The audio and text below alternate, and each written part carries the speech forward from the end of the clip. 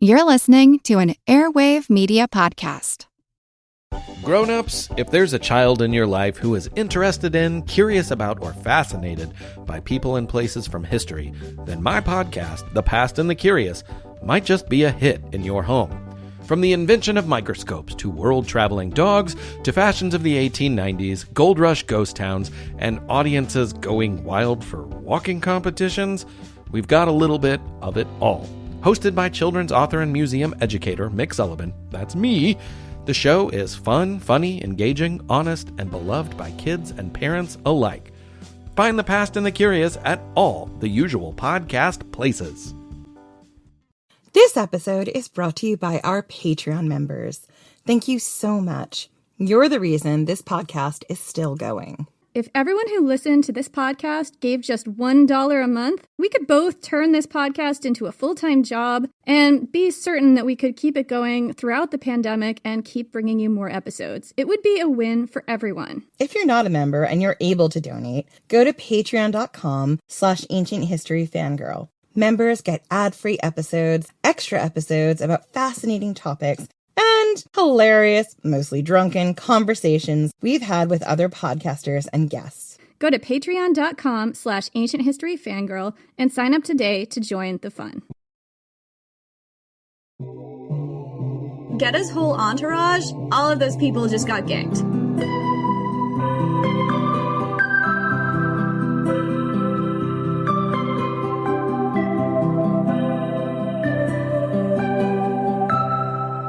What happens to child emperors? The Roman imperial court was a shark tank. Intrigue and manipulation is gloves off, bloody, and brutal. Anyone could poison your food or stab you in the back or the front. Assassination attempts are a common occurrence, and your bodyguards, the elite military cadre known as the Praetorian Guard, might protect you. But if you don't keep them happy, they're likely to storm your palace, murder you in your sleep, and drag your mutilated corpse through the street for the citizens to defile. Being crowned emperor could be a death sentence. Grown men, savvy military leaders, and lifelong senators and statesmen survived for months sometimes. In a handful of cases, children were raised to the role. How did they survive? These are the stories of Rome's child emperors. I'm Jen McMenemy. And I'm Jenny Williamson. And this is Ancient History Fangirl. The first one we're going to look at is Caracalla, emperor at age 10, dead by 29. And these ages are approximate. Sometimes the dates weren't that specific, and sometimes you'd find different dates at different sources. The case of Caracalla and his brother Geta actually typify, to me, the two sides of what can happen to you as a child emperor. If you're weak, you die early. If you're strong, you become a megalomaniac and make a giant flaming piss pile of things. Caracalla and Geta were like two shark siblings, with the stronger devouring the weaker in the womb. And I'm just going to give you the heads up. Miss Williamson and I are massive fans of sharks, so I suspect you'll hear a lot about sharks throughout the course of this podcast. Lots of shark metaphors. So these two brothers were the sons of the Emperor Severus. Caracalla was born in 188 AD, and his brother, Geta, was born a year later. From a young age, these two hated each other. They argued as children over things like quail fights and cockfights, and according to the historian Herodian. As they grew up, they both attracted large gangs of followers and, frankly, hangers-on. And these gangs encouraged their feud, urging them on to more and more competition. By their teens, Geta and Caracalla could barely be in the same room with each other. Their father, Severus, tried a lot of things to try and get them to reconcile. Told them stories about other royals who warred with their siblings to their own demise, and even tried to move them out of Rome, to take them out of the toxic environment of circuses, parties, and fawning followers who encouraged the boys to feud. None of it worked. Severus made Caracalla his co-emperor at the age of 10 in 198 AD, giving him the title of Augustus, the same title Severus himself held. Caracalla was the more aggressive of the brothers. Geta was a little bit more chill. To get Caracalla to chill just a little bit, Severus found him a wife, Plautilla, the daughter of his Praetorian prefect.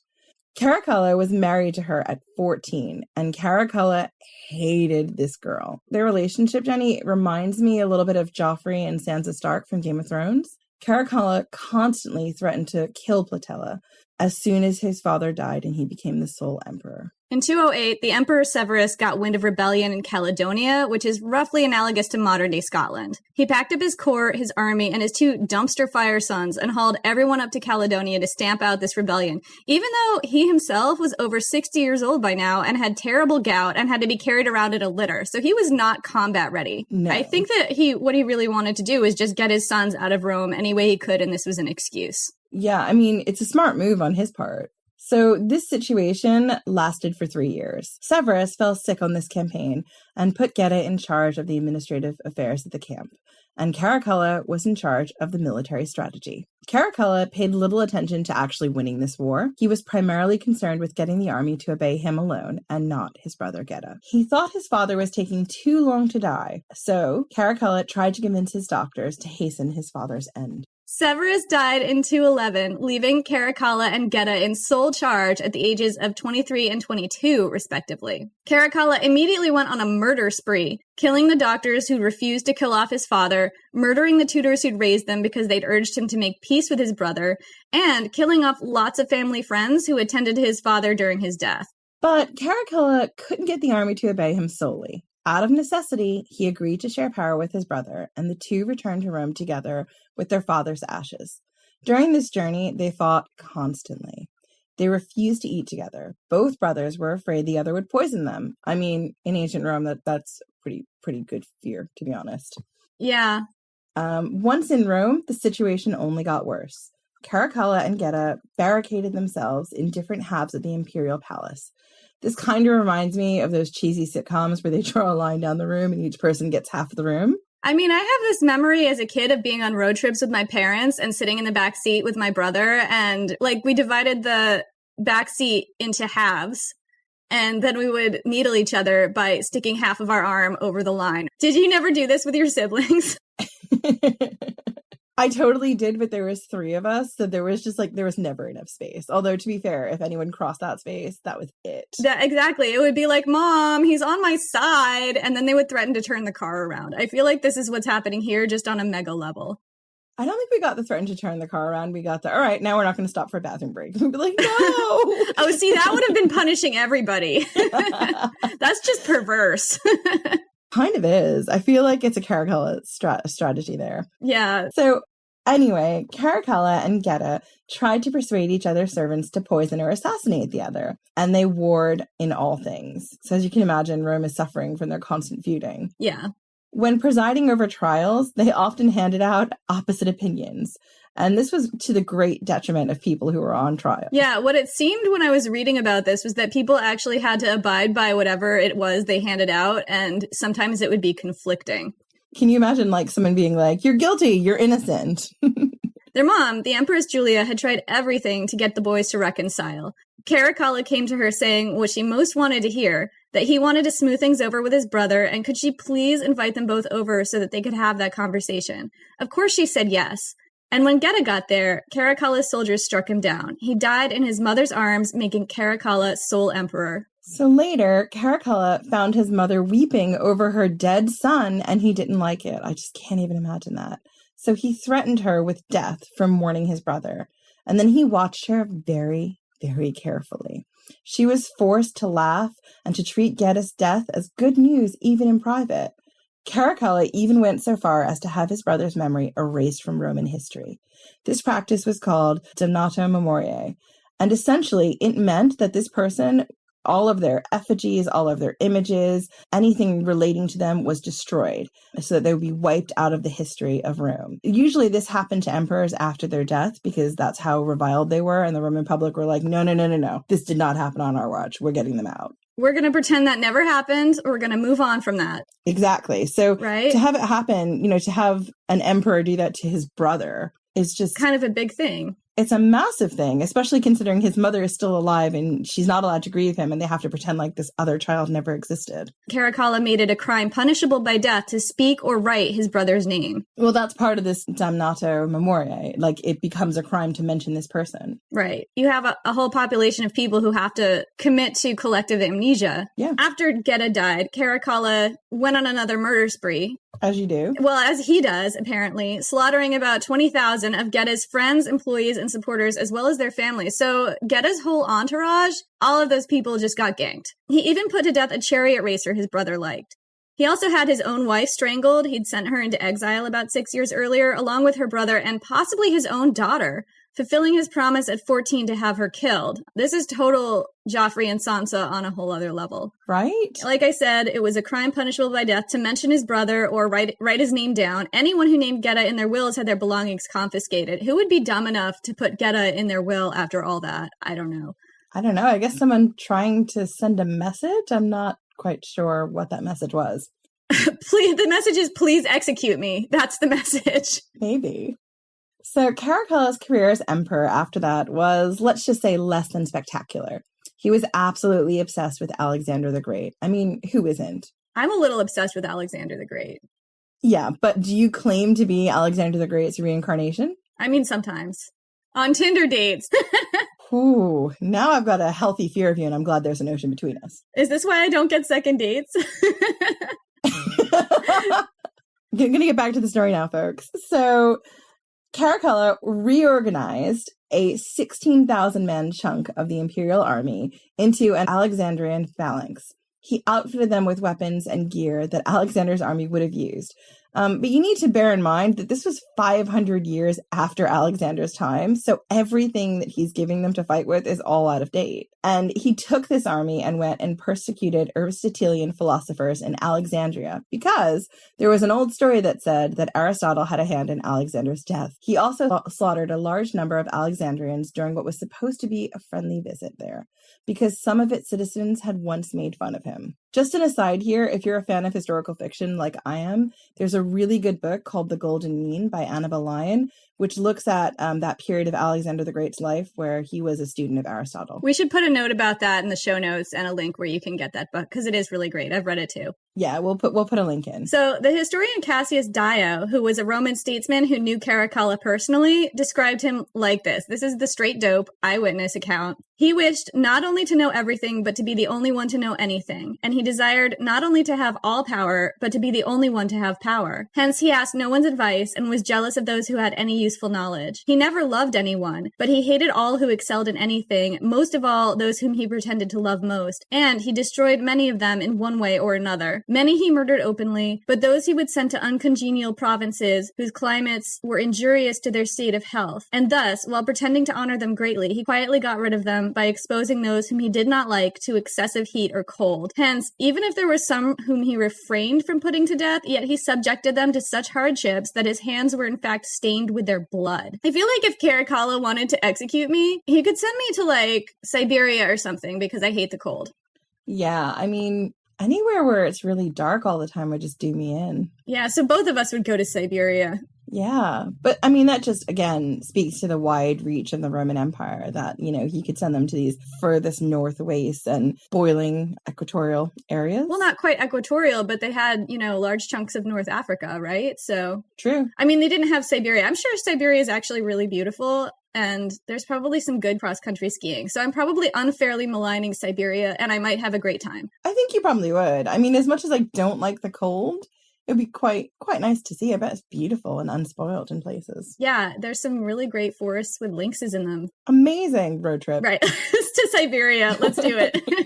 Caracalla was very popular with the soldiers, which, I mean, you'd have to be when you're implementing these kind of changes. To be honest, this is probably why he lasted so long. Absolutely. He was known to march with the soldiers, to eat what they ate, to dig ditches with them, and to live among them as a common soldier. But he was a terrible general. His goodwill with the military did not last. One of his top two generals, Macrinus, scorned the rough food of the common soldier, which Caracalla made a giant show of eating, and preferred fancier food. Caracalla abused him relentlessly for this, calling him effeminate and threatening to murder him, as he frequently did to lots of people close to him, so this is not an idle threat. Understandably, Caracalla was ferociously paranoid and always suspected people of plotting to kill him. At one point, while on campaign in the Middle East, Caracalla sent to a trusted advisor in Rome and ordered him to consult the prophets and oracles to determine if there were any assassination plots in the wind. This advisor wrote back that Macrinus was plotting against him and suggested Caracalla have him killed. And the funny thing here is that Macrinus was the guy who sorted Caracalla's mail. So he got this letter before Caracalla did, read his own death sentence, and had to plot to kill the emperor at this point out of self-preservation. So Macrinus found a centurion with a grudge. I mean, I'm sure he didn't have to look too far, guys. This was a guy named Martialis, whose brother Caracalla had executed. Martialis came up behind the emperor while he was taking a piss and stabbed him to death. I mean, that's an inglorious way to go out. He'd been emperor for 19 years, sole emperor for 8 years, and he was just 29 years old.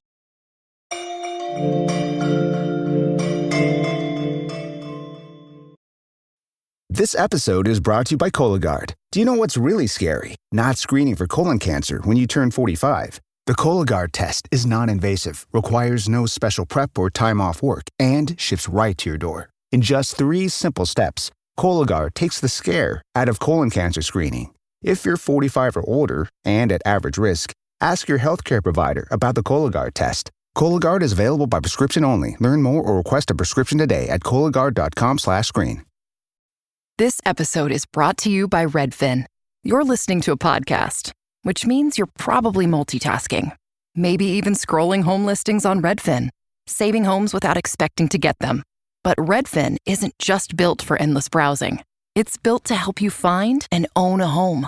With agents who close twice as many deals, when you find the one, you've got a real shot at getting it. Get started at redfin.com. Own the dream.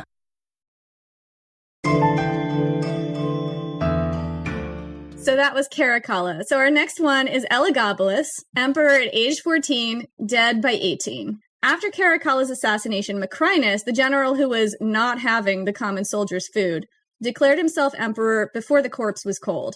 But Maisa, the sister of the Empress Julia, wanted to take back the throne for her family. She had 2 grandsons, Severus Alexander and Elagabalus. The older boy, Elagabalus, was a priest of the Phoenician sun god Elagabal. He was known to be very beautiful and to love adorning himself with long-sleeved, gold-embroidered purple robes and gem-encrusted diadems.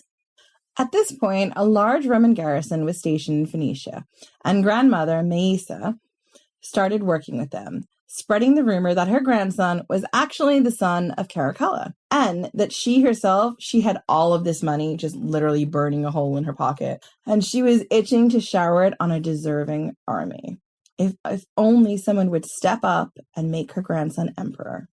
A contingent of the Roman army declared Elagabalus as its emperor, turning against Macrinus. Macrinus was deeply unpopular with the army, and his own soldiers deserted to Elagabalus' side. Macrinus fled the battlefield and was beheaded, and Elagabalus became the next emperor at the age of 14. And I just want to have a quick aside here, because remember how we were talking about in our last child emperor about the Damnatio Memoriae? Guess who is our next man to be erased out of Roman history? Macrinus. Oh, really? Macrinus was also erased. Mm-hmm. Well, Elagabalus, I don't think was a fan of him as emperor. I see. So really, what makes you a damnatio memoriae is somebody, if the next emperor didn't like you. Or the Roman public didn't like you. So it could be either or. I think like with someone like Caligula, it was like, we need to forget this guy ever happened, and Nero. But I think in this instance, I think Elagabalus was not a big Macrinus fan. Well, Macrinus didn't last that long, so how long did he have to piss off the populace is my question, you know? I mean, to be fair, Geta never even got to be emperor. Geta was co-emperor with his brother, but the reason that he got erased was because his brother hated him. Yeah, and I imagine the reason that, or one of the reasons Macrinus might have been erased is because Elagabalus wanted to close up that loop between him and Caracalla. Yeah, and make it look like a continuous dynasty. That's a really good point. Yeah, and in my day job, I just worked on a book by a historical fiction author called Caligula, which is all about like looking back at Caligula and going back to the first-hand accounts, because a lot of the stuff we know about Caligula is very, what's the word I want, Jenny? Very scandalous? That's a good word. It's very scandalous. Some of these emperors have these really scandalous reputations. And Caligula is one of the first emperors to have his memory and likeness maligned after his death. That's one of the things that put me down this track when we were looking at the research. And I was like, I wonder how many of these emperors who the people didn't like were actually, after death, damnatio memoriae. It's quite a lot that we're going to cover in this episode. Even before she got him to Rome, Maisa began to realize her mistake. Her grandson absolutely refused to conform to Roman religious and behavioral expectations now that he was emperor. He stuck with the religion of his childhood, performing elaborate dances before his god, Elagabalus, to the accompaniment of flutes and drums. He refused to wear anything but his elaborate silks and jewels, rejecting Greek and Roman garments because he considered wool inferior. With his extravagance, foreign religion and habits, and rich, quote-unquote, effeminate form of dress, everything about Elagabalus seemed primed to push Roman buttons. Elagabalus also made a habit of sacrificing large numbers of bulls and sheep to his god every morning, making all the Senate watch as important magistrates and praetorian prefects carried trays piled high with entrails from sacrificial animals. Lurid rumor states that Elagabalus put the entrails of young boys in the bowls, along with those of animals, choosing for his victims only those whose parents were still alive so that there would be more grief. Elagabalus' sexual behavior scandalized the Romans. He first married a respected Roman woman, Cornelia Palla, but soon afterward, he divorced her and revoked her imperial title, all because she had this birthmark that he did not like. He replaced her with a Vestal Virgin, something extremely offensive to the Romans, as the Vestals were priestesses charged with maintaining the flame of the goddess Vesta, and they were required to stay virgins on pain of death. Those who broke that vow were literally buried alive. Elagabalus justified his behavior to the Senate by claiming he expected this marriage to this Vestal Virgin would produce godlike children. The historian Cassius Dio claims that the proper punishment for violating a Vestal Virgin would have been being whipped in front of the Senate, imprisoned, and then put to death. But Elagabalus got away with it. He then divorced his new wife and soon married the wife of the man he'd executed. But that was only the beginning of what the Romans saw as Elagabalus' sexual transgressions. The really interesting thing about Elagabalus is that he's an early example of a person that we might call transgender today. He was known to dress like a woman, wearing cosmetics, wigs, and dresses. Cassius Dio says he asked the physicians to contrive a woman's vagina in his body by means of an incision, promising them large sums for doing so. He also took a large number of male as well as female lovers. One of his favorites was a charioteer and slave named Heracles, whom Elagabalus called his husband. He even tried to make him a Caesar over his grandmother's vociferous objections.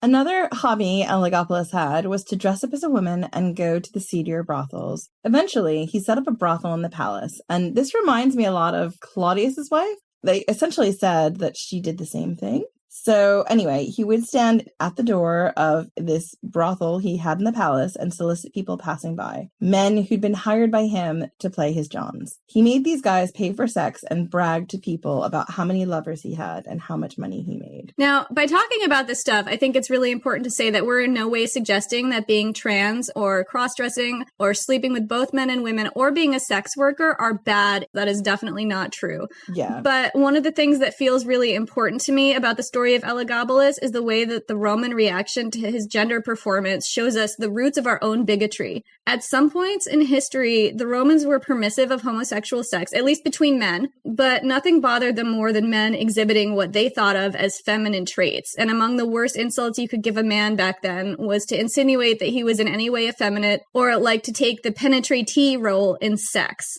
Ancient Romans had a contempt for those who took what they saw as a passive role in sex, men and women. And you can see that contempt playing out in our society now in lots of complicated ways, from the way women are reviled for having sex while men are celebrated, to the way it's an insult to call a guy a girly man, or say a man throws like a girl, or does anything like a woman, to say nothing of the hatred faced by trans people today. These prejudices are very old. They go all the way back to Roman times, at least back to Roman times. And some of these details about Elagabalus, you have to take with a grain of salt because it comes from the Historia Augusta, which was sort of the National Enquirer of its day. Sometimes it's really hard to tell if the ancient sources are telling the truth or deliberately smearing an emperor's reputation. There's an interesting clue that we mentioned earlier, this detail about Elagabalus setting up a brothel in the palace and how Messalina, the wife of the Emperor Claudius, did the same thing. You just kind of have to ask yourself how often people actually set up brothels in the palace versus this might actually be the worst thing someone in Rome Rome could say about this person to smear their reputation. I gotta say, though, I kind of want to believe in Elagabalus. He's so interesting, and he's an early example of a trans person, and that's so unusual in the ancient world. I also think if a lot of people suggest that something happened, maybe it did. Maybe there's at least a grain of truth. So if you're going to take the ancient accounts at face value, Elagabalus did everything he could to scandalize the Romans, including with his sartorial choices. And it wasn't just that his clothes read as feminine. Even the material they were made of seemed especially designed to send a message and to grind Roman gears about gender. Yeah, and I'm kind of wondering if some of that is just the way he was raised. Right. He was a priest to a different religion in a different area of the empire. I mean, then he was brought into Rome. There's obviously going to be some kind of culture clash there. Yeah. Elagabalus refused to wear anything but silk, and silk in Rome had baggage. Sumptuary laws, written explicitly to limit extravagance, forbid men from wearing silk at all.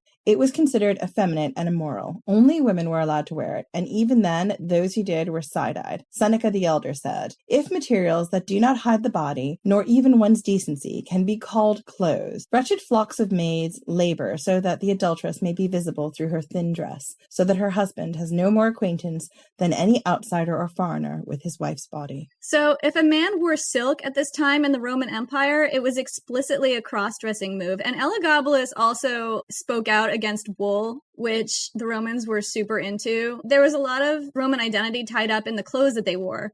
Yeah, and that's really interesting, Jenny, because like if you think about it, wool is such a utilitarian thing for people to wear, and you would think that there would be, especially when you see like a lot of Roman stuff in film, in old films, they're sort of about extravagance and decadence, and actually what they're saying here is like they were about utilitarianism, and they were about not having these fancy garments that were so labor intensive to have on men. Right. There was a lot of Roman identity tied up in this very utilitarian fabric. And I think that that's how they would have wanted to think of themselves, as battle-ready, functional, tough, and not, I guess, they would have called it effete and weak. And there were a lot of prejudices about Easterners in particular, which I think stem back to their relationship with Persia, that characterized Persians as the decadent ones and the quote-unquote weak ones. And Elagabalus was from Syria. He was Easterly and definitely had an interest in presenting as femme. All these behaviors, like I said, conform completely to ugly Roman prejudices. But lest you think that Elagabalus was an innocent victim here, he was not exactly a good role model. He was also violent. He called his senators slaves in togas and would randomly have them executed without trial. One time, when his chief advisor gently suggested he tone it down a little, Elagabalus became furious and stabbed the man to death.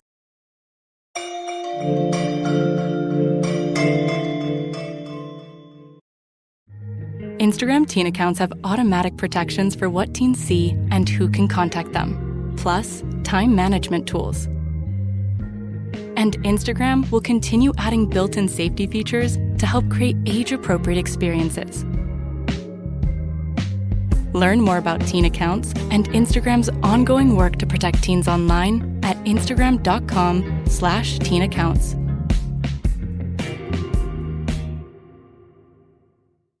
An all-new season of The Secret Lives of Mormon Wives is now streaming on Hulu and Hulu on Disney+. Mom Talk has just been blowing up. Whitney and Jen are on Dancing with the Stars. Taylor is a bachelorette. Saying that out loud is crazy. Like, that is huge. But all the cool opportunities could pull us apart. It's causing issues in everyone's marriage. My whole world is falling apart right now. It's chaos. Watch the Hulu original series, The Secret Lives of Mormon Wives, now streaming on Hulu and Hulu on Disney Plus for bundle subscribers. Terms apply.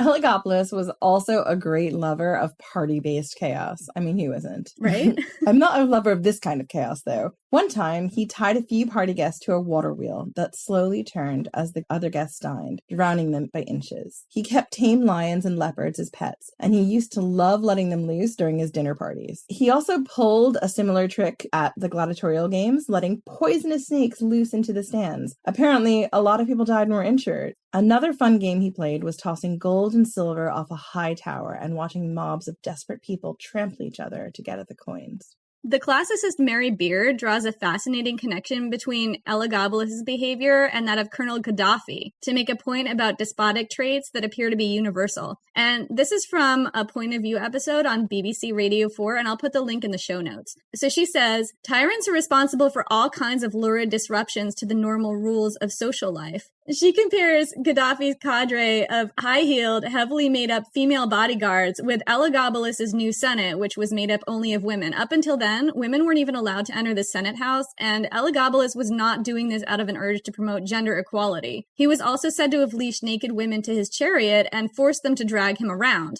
I'm going to just spoil something for you guys here. The next person who makes our Damnata Memoriae list is Elagabalus.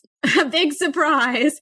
So, grandmother Maisa realized that she could no longer control her grandson. She started laying the groundwork for replacing him with Severus Alexander, who, from this point forward, we're just going to call Alexander. That was her other grandson. At first, she tried to get Elagabalus to adopt the boy and make him Caesar, which was a title for a junior emperor.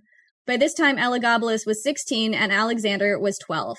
Elagabalus immediately took Alexander under his wing. As soon as she realized what was going on, Maisa hired tutors to teach Alexander what she considered to be more appropriate things, and Elagabalus had these teachers either executed or exiled. But the Praetorians did not like Elagabalus, and if you've been paying attention, you would probably have caught on by now that this is a very bad sign if you're emperor. So when Maisa and her daughter Mamaea, Alexander's mom and Elagabalus' aunt, started bribing the Praetorians, she found them more than willing to commit treason. Elagabalus started to suspect the Praetorian Guard preferred Alexander to him. He put out a rumor that Alexander was sick and on the point of death to see how they would respond. The Praetorians rioted, demanding to see the sick Alexander in their camps to prove that he was still alive. The two boys went with their mothers, and things did not go well. The soldiers grew even more violent. Elagabalus and his mother tried to hide in a latrine, but they were discovered and killed. The heads of both mother and son were cut off, and their bodies were stripped naked and dragged around the city. The mother's body was cast aside somewhere or other, as Cassius Dio reports, and Elagabalus' body was tossed into a sewer drain.